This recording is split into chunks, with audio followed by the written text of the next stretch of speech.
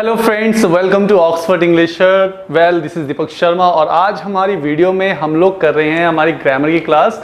पिछली क्लासेस को जोड़ते हुए आज की क्लास लेके चलेंगे गाइस। पिछली क्लास में आपने पढ़ा टॉपिक्स में हमने हिंदी में एक छोटा सा टॉपिक बनाया था। उस टॉपिक के साथ हमने कंपेयर किया था कि कैसे वो टॉपिक्स के जो वर्ड्स हैं वो हमारे इन पार्ट्स ऑफ स्पीच के जो चैप्टर्स हैं उनमें हम प्लेस कर सकते हैं गाइस। इसके अलावा आपने पिछली वीडियो में हम ये भी देखा था कि नाउन क्या होता है, एडजेक्टिव क्या होता है, वर्ब क्या होता है। हमने इन तीनों के बीच में कंपैरिजन भी किया था।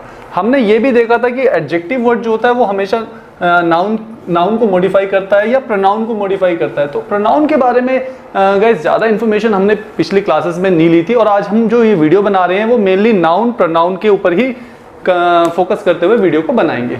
तो मैं एक बार फिर से पीछे से ही आपको थोड़ा सा रिवाइज कराता हुआ आगे के चैप्टर को क्लियर कराऊंगा ताकि आपको क्लियर हो जाए। पिछली क्लासेस से साथ जुड़ते हुए आगे क्लासेस जो है आपको समझ में आती रहेगी गाइस। चलिए हम शुरू करते हैं। हमने नाउन के बारे में क्या पढ़ा था, आपको याद होगा, noun is a name of person. तो पर्सन हमने किया था गाइस। सबसे पहले हमने पर्सन लिखा था, देन प्लेस लिखा था, उसके बाद हमने थिंग्स लिखा था, फिर उसके बाद अगर हम एग्जाम्पल लें तो कुछ एनिमल का भी नाम ले सकते हैं। वेल गाइस, एक अलग तरीके से मैं आपको नाउन की डेफिनेशन देता हूँ। अगर आप नाउन को समझे, नाउन होता क्या है, तो हर एक चीज़ इस दुनिया में आप जो देखते हैं, जिसे आप छू सकते हैं, उसका एक नाम है। चाहे वो कुछ भी हो, चाहे वो एक पर्सन हो, चाहे वो प्लेस हो, चाहे वो थिंग हो, चाहे वो एनिमल हो, नाम है और वो नाम ही नाउन होता है। ऐसे कोई भी चीज़ नहीं है इस दुनिया में जो है उसका नाम नहीं है। अगर वो चीज़ है तो उसका नाम बताइए, फिर भी नाम आएगा गाइस। तो नाम ही नाउन होता है। इसके अलावा आपने नाउन में एक चीज़ और भी देखी थी, कुछ ऐसे नाम भी हैं जिन्हें ना तो हम देख सकते हैं ना छू सकते हैं, सिर्फ महसूस कर सकते हैं। एक भाव को, एक एब्स्ट्रैक्ट को हम जो कहते हैं नाउन होता है। जैसे आज़ादी, तन्हाई, खामोशी, प्यार, विश्वास, दिलासा, कमजोरी, ये सारे वर्ड्स भी जो हैं ये नाउन के ही एग्जाम्पल्स होते हैं गाइस। तो अब हम क्या कर रहे हैं, अब हम प्रोनाउन को भी समझ रहे हैं। नाउन के साथ प्रोनाउन की क्या, एक्चुअल में नाउन और प्रोनाउन का आपस में क्या रिलेशन है। ये प्रोनाउन ही एक्चुअल में, प्रोनाउन की अगर हम डेफिनेशन देखें तो क्या होती है प्रोनाउन की डेफिनेशन, संज्ञा के स्थान पर प्रयुक्त होने वाले शब्दों को सर्वनाम कहते हैं। यानी pronoun is a word which is used instead of noun. तो अब इसी को हम थोड़ा सा आगे डिफाइन करेंगे कैसे, इसको थोड़ा सा इस डेफिनेशन को हम देखेंगे कि कैसे ये होती है। पर्सन की कैटेगरी में आपको पता है गाइस क्या क्या थे वर्ड्स। पर्सन में कौन कौन थे, एक तो पर्सन का नाम, जैसे मैंने कल लिखा था अपना नाम दीपक। फिर पर्सन का प्रोफेशन, मैं टीचर हूं। इसके अलावा मैं किसी का भाई हूं तो मेरा रिलेशन भी होगा। अब मैंने यहाँ पे 3 ही एग्जाम्पल दिए हैं। आई थिंक आप पिछली वीडियोस में जानते होंगे, हमने और भी एग्जाम्पल रखे थे। ये मेरा नाम है, this is my particular name, और ये मेरा प्रोफेशन है, ये मेरा रिलेशन है। यानी ये सब नाम भी मुझे मिले हैं। ऐसे बहुत सारे नाम हैं। अगर मान लीजिए मैं बस चला रहा हूँ तो मेरा नाम ड्राइवर हो जाता है। अगर मैं क्लास ले रहा हूँ, मतलब सीख रहा हूँ कुछ, तो मेरा नाम स्टूडेंट हो जाता है। तो ये नाम कॉमनली हम सबको मिलते हैं। इसके अलावा मेरा और भी एक नाम है, जैसे कि अगर मान लो मुझसे आप पूछते हैं सर आप क्या कर रहे हैं, तो मैं ये थोड़ी ना बोलूँगा दीपक इस समय आपको पढ़ा रहा है, दीपक अब बोर्ड पे लिखने वाला है। तो मैं दीपक की जगह क्या बोलूँगा, मैं दीपक की जगह बोलूँगा मैं। जो मेरे पास अब ये जो नाम आया, दीपक की जगह पे क्या आया, मैं। इसी को हम बोलते हैं प्रोनाउन। प्रोनाउन का मतलब होता है अपना नाम ना लेते हुए उसकी जगह कोई और नाम लेना जो आप ही के नाम को अंडरस्टूड कराए। That's a point.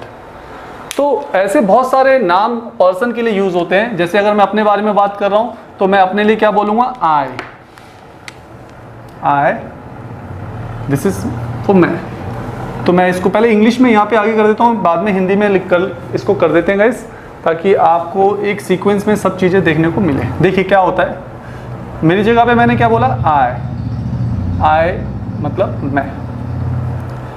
और अगर मेरे बारे में कोई मुझसे पूछ रहा है तो वो हो जाएगा ही, मेरा नाम क्या हो जाएगा, ही। तो मैं इसकी पूरी सीक्वेंस बता देता हूँ गाइस कैसे होगी। I, we, you, they, he, she. ये जो प्रोनाउंस है इन्हें हम पर्सनल प्रोनाउन कहते हैं गाइस। ये किसी पर्सन के लिए यूज होते हैं, किसी पर्सन के स्थान पर। अगर यहाँ पर 2 लोग हैं तो आई की जगह क्या हो जाएगा, वी। और अगर हम किसी से बात करते हैं तो वो हमारे लिए हो जाता है यू। और अगर हम बहुत सारे लोगों के बारे में बात कर रहे हैं तो हो जाता है दे। अगर हम किसी एक व्यक्ति के बारे में बात कर रहे हैं और वो मेल है तो हो जाता है ही। और अगर वो फीमेल है तो हो जाएगा शी। तो इस तरह से आप इन्हें समझ सकते हो। हिंदी में भी आप देख सकते हो, हम, तुम, वे, वह लड़के के लिए और वह लड़की के लिए। इसको हम बोलते हैं प्रोनाउन। क्या बोलते हैं गाइस, प्रोनाउन। तो बेसिकली स्टूडेंट्स को इतनी इंफॉर्मेशन होती है, लेकिन कुछ चीज़ें और भी हमें देखनी होती है कि जैसे कि आई का मतलब मैं होता है। कई बार हम यही सोच लेते हैं, ऐसा नहीं है। इसका मतलब मैंने भी हो सकता है, इसका मतलब मेरा भी हो सकता है, इसका मतलब मेरे भी हो सकता है, इसका मतलब मुझे भी हो सकता है। यहाँ कॉम्प्लिकेटेड हो जाता है थोड़ा सा सेशन। क्यों? क्योंकि अक्सर हम मेरा मेरे को बोलते हैं माय और मुझे को बोलते हैं मी। लेकिन मुझे, मेरा, मेरी, मैंने, मैं, इसके लिए आई भी यूज होता है।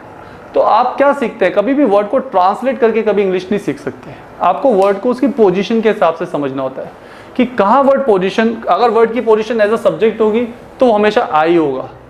अगर उसकी पोजीशन किसी एडजेक्टिव के वर्ड के साथ यानी किसी नाउन के साथ होगी, एडजेक्टिव एज अ एडजेक्टिव किसी नाउन के साथ होगी तो उसका मतलब माई हो जाएगा। और अगर उसकी पोजीशन ऑब्जेक्ट में होगी तो उसका मतलब मी हो जाता है। लेकिन ये सब चीज़ें आपको ऐसे समझ में नहीं आएगी जब तक कि आप पूरा उसको बोर्ड पे ना देखें। कैसे, अभी हम देखते हैं। अभी हम उसी का थोड़ा सा एग्जांपल लेते हैं। तो ये सारे वर्ड्स पहले हम देख लेते हैं किसके लिए यूज हुए गाइस। ये हुए पर्सन के लिए, ये सब पर्सन के लिए हुए। लेकिन अभी हमारे पास प्लेस, थिंग और एनिमल भी बचे हैं। अगर हमें इनके लिए कोई प्रोनाउन यूज करना होगा, प्लेस, थिंग्स और एनिमल के लिए, तो इसके लिए सिर्फ हमारे पास एक तो इट होता है। इट हमेशा प्लेस, थिंग और एनिमल के लिए यूज करते हैं हम गाइस। और अगर प्लूरल की बात कर रहे हैं तो वो दे भी हो जाता है। इसको हम यह वह में भी समझते हैं। तो आपने देखा 2 प्रोनाउन ऐसे हैं जो पर्सन के लिए यूज नहीं होते हैं, प्लेस, थिंग या एनिमल के लिए यूज होते हैं। अगर सिंगुलर है तो इट और अगर वो प्लूरल है तो दे। अब इनके आगे भी हमें चलना होता है गाइस। इनके आगे कैसे चलना होता है, आई से वर्ड बनता है माय, माय, और वी से बनता है आर, यू से योर, दे से देयर, ही से हिज, शी से हर, इट का इट्स और दे का फिर वही देयर। अब अगर मैं इसे ट्रांसलेट करूं, जैसे most of the time student सोचते हैं इनके हिंदी मीनिंग क्या होंगे, तो वैसे तो इसका हिंदी मीनिंग मेरा, मेरी, मेरे होता है।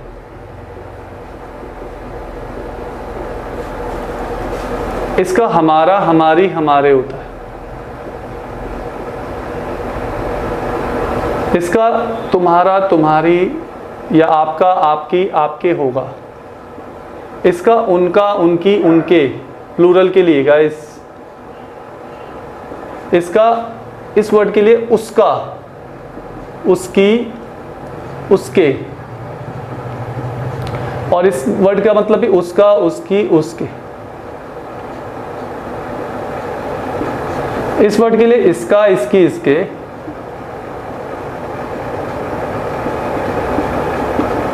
और फिर इस वर्ड का भी वही जो मैंने यहां पे लिखा है, उनका, उनकी, उनके, इस तरह से। अब इसमें 2 बातें और समझनी होती है जो बहुत ही इंपॉर्टेंट है। जैसे भी मैंने बताया कि मेरा, मेरी, मेरे का मतलब आई भी हो सकता है और मेरा, मेरी, मेरे का मतलब माई भी हो सकता है। तो वर्ड की पोजीशन से ही आप इसे समझ सकते हैं, ट्रांसलेशन से तो बिल्कुल नहीं समझ सकते। फिर भी मैंने ट्रांसलेट किया है, मैंने वर्ड को ट्रांसलेट किया है, मैंने उसका हिंदी मीनिंग लिखा है। अगर मैं एक और टेबल बनाऊं यहां पर, तो माई वर्ड से एक वर्ड और आता है mine, ours, yours, theirs, his का his ही रहता है और her का hers, its का its रहता है और इसका their का theirs। ऐसे। अब इसका मतलब भी यही होता है गाइस। क्या होता है इसका मतलब, मेरा, मेरी, मेरे। अब देखिए थोड़ी और कंफ्यूजन हो गई। अभी मैं बता रहा था मेरा, मेरी, मेरे का मतलब आई भी होता है, मेरा, मेरी, मेरे का मतलब माई भी होता है। अब मेरा, मेरी, मेरे का मतलब माइन भी होता है। तो ट्रांसलेशन साइड में गए तो फंस गए ना, बिल्कुल फंस गए आप। समझ ही नहीं आएगा कब माई होगा, कब माइन होगा, कब आई होगा। तो अभी तो मैं इसे ट्रांसलेट कर रहा हूँ क्योंकि हमें पसंद आता है कि हमें हर वर्ड का ट्रांसलेशन मिले, लेकिन ट्रांसलेशन कई बार हमारी प्रॉब्लम बढ़ाते भी हैं।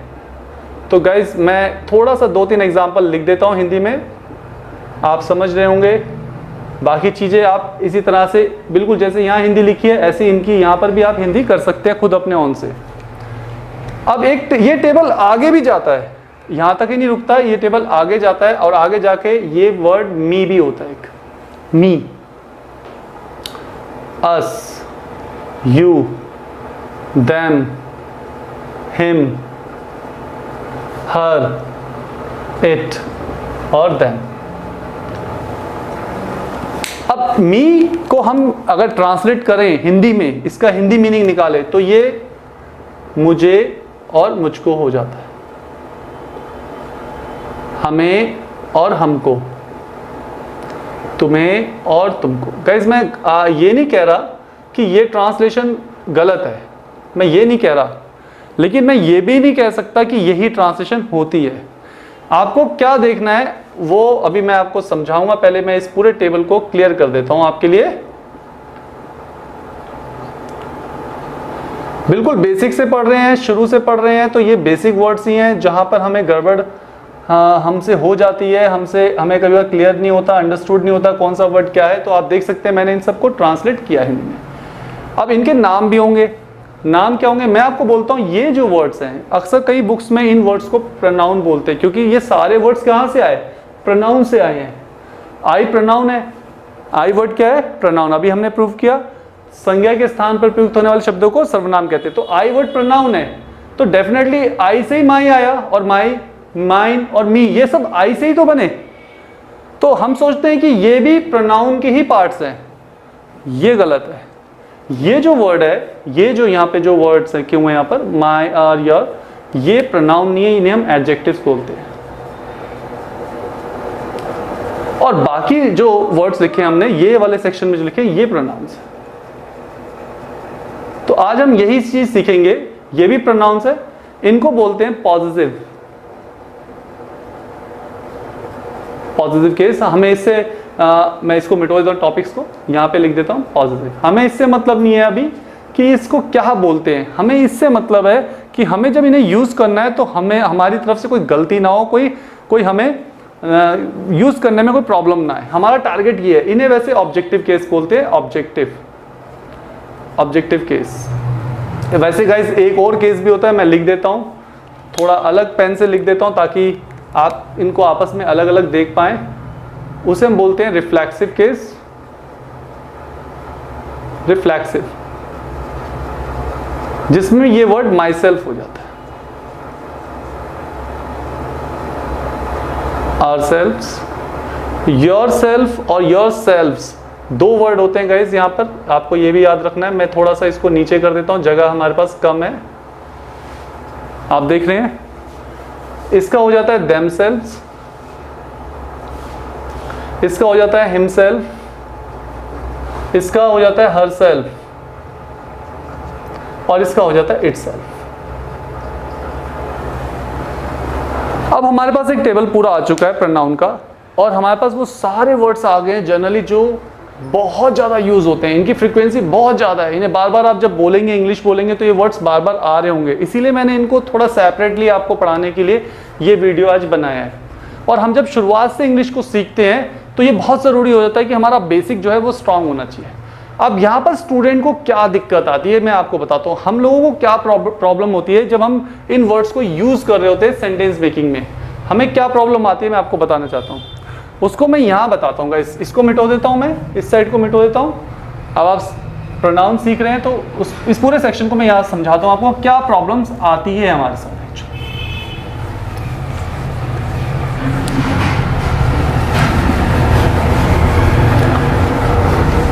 मैं यहाँ पर कुछ सेंटेंसेस लिखूंगा गाइस, और अब हम सेंटेंसेस की बात कर रहे हैं। ये यहाँ पर लेकर आ रहे हैं सेंटेंसेस, क्योंकि अब आप इनको यूज तो सेंटेंसेस में ही करेंगे, तो आपको सीखना भी सेंटेंसेस के पैटर्न में ही होगा। सेंटेंसेस क्या होते हैं, सेंटेंसेस का मतलब क्या होता है। सेंटेंसेस जो है मेनली जो है वो इस फ्रेम में बनते हैं, सब्जेक्ट, वर्ब, ऑब्जेक्ट, अदर, इस फ्रेम में बनते हैं। ये एक बेसिक सेंटेंस को बनाने का एक रूल होता है गाइस, जो मोस्ट ऑफ द टाइम आपने बुक्स में देखा होगा कि ये फ्रेम आपको बार बार दिया जाता है। अब हम इन पूरे वर्ड्स को अगर हम यहाँ लेकर आते हैं तो हम कुछ सेंटेंसेस बनाते हैं। जैसे मान लो मैं एक सेंटेंस लिख रहा हूँ, मेरी बात ज़रा ध्यान से सुनिएगा गाइस। मैंने लिखा मैं आपको पढ़ा रहा हूँ, एक सेंटेंस मैंने ये लिखा। दूसरा सेंटेंस मैंने लिखा, ध्यान से देखिए, मेरे पास बहुत सारा पैसा है, या बहुत सारा पैसा है। मेरा दूसरा सेंटेंस ये है, मैं का ही एग्जांपल लूंगा, ठीक है। तीसरा सेंटेंस, मुझे एक तकलीफ है। एक और सेंटेंस है, मुझे एक तकलीफ है। एक और सेंटेंस मैंने लिखा, मुझे एक एग्जांपल से। और एक और सेंटेंस देखिए, मेरा भाई आज नहीं आ रहा है। और एक और सेंटेंस, मैं अपने घर जा रहा हूं। तो गाइस यहाँ पर कितने सेंटेंसेस हैं हमारे पास? यहाँ पर हमारे पास है 1 2 3 4 5 सेंटेंसेस हैं। और इन 5 सेंटेंसेस हम देखते हैं इनकी पोजीशन कैसे यूज होती है। आप जब भी सेंटेंस बनाते गाइस, हमेशा सेंटेंस के लास्ट में आपको जाना होता है। पढ़ा रहा हूं, पैसा है, तकलीफ है, आ रहा है या जा रहा हूं। ये अब आपको सबसे पहले जब सेंटेंस बनाना होगा तो सब्जेक्ट यूज करना होता है। सब्जेक्ट यानी सेंटेंस सब्जेक्ट से शुरू होता है। अब सब्जेक्ट क्या होता है? सब्जेक्ट होता है कौन, किसने, या किसका, किसकी, किसके का जवाब ही सब्जेक्ट होता है। अब जैसे पढ़ा रहा हूं, कौन पढ़ा रहा है? कौन पढ़ा रहा है इस सेंटेंस में? मैं। तो मैं को बोलेंगे आई, ठीक है। किसके पास पैसा है? किसके पास पैसा है? मेरे पास।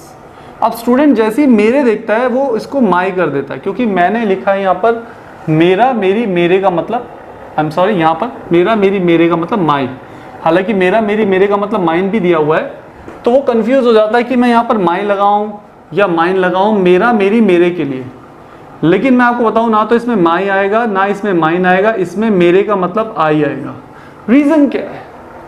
रीजन क्या है गाइस? ये जो पहला जो मैंने कॉलम बनाया आपके लिए प्रोनाउंस का, इसको मेनली हम बोलते हैं पर्सनल प्रोनाउन, और इनको हम बोलते हैं सब्जेक्ट ऑफ द सेंटेंस। ये सब्जेक्ट्स होते हैं। सब्जेक्ट्स का मतलब, अगर आप कोई सेंटेंस ट्रांसलेट कर रहे हैं और ये मेरे वर्ड आ गया, मेरे वर्ड आ गया, और मेरे का मतलब भले ही माई होता है, लेकिन अगर वो एज अ सब्जेक्ट सेंटेंस में लिखना होगा तो उसको फिर आप मेरे का मतलब आई करते हैं। आई ऐसे। पास है का मतलब हैव, लॉट ऑफ मनी।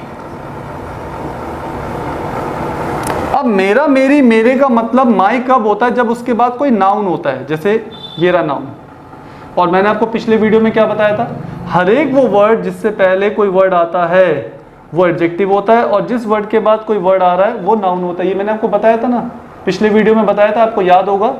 तो यहाँ पर भाई वर्ड क्या है? रिलेशन। रिलेशन का मतलब ये नाउन है, तो मेरा एडजेक्टिव हुआ, तो एडजेक्टिव की पोजीशन में मेरा वर्ड जो है वो माई है, और सब्जेक्ट की पोजीशन में मेरा वर्ड जो है वो आई है। एडजेक्टिव की पोजीशन में वो माई है और सब्जेक्ट की पोजीशन में वो आई है। तो ऊपर वाले सेंटेंस को देखें तो मेरे के बाद क्या लिखा है? पास। पास कोई नाउन तो नहीं होता, ये एक हेल्पिंग वर्ब है। पास है को हमेशा हैव बोलते हैं। तो इसीलिए ऊपर वाले सेंटेंस में मेरे का मतलब क्या हो गया? आई, और नीचे वाले सेंटेंस में मेरे का मतलब होगा माई। तो my brother is not coming today. ये सेंटेंस हो गया हमारा। अभी हम यहाँ देख रहे हैं, माई को देख रहे हैं, सेंटेंस क्या बन रहा है उसको नहीं देख रहे हैं, सिर्फ हम आई माई मी को देख रहे हैं क्या है। अब नेक्स्ट सेंटेंस है, मुझे एक तकलीफ है। किसे तकलीफ है? किसे तकलीफ है? मुझे। तो मुझे वर्ड है सब्जेक्ट। अब मैंने फिर बोला सब्जेक्ट में हमेशा आई होगा, सब्जेक्ट में हमेशा आई होगा। तो मुझे एक तकलीफ है, आई हैव अ प्रॉब्लम।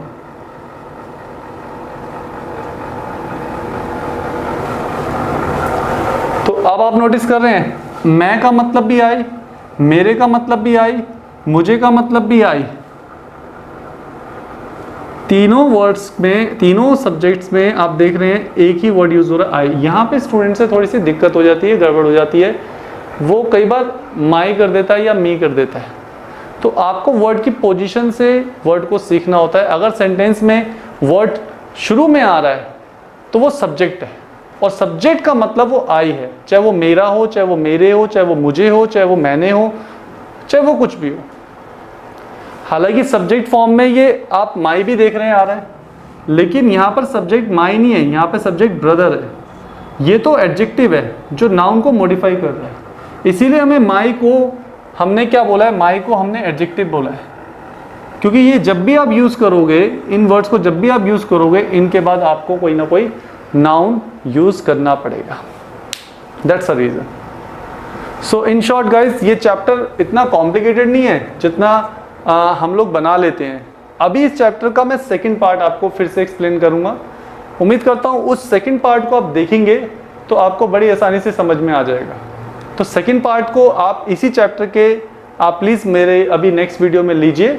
मैं आपको वो सेकंड पार्ट क्लियर करता हूं जिसमें मैं आपको आई माई मी इन सब का प्रॉपर एग्जाम्पल देता हुआ आपको सारी चीज़ें एक्सप्लेन करूँगा।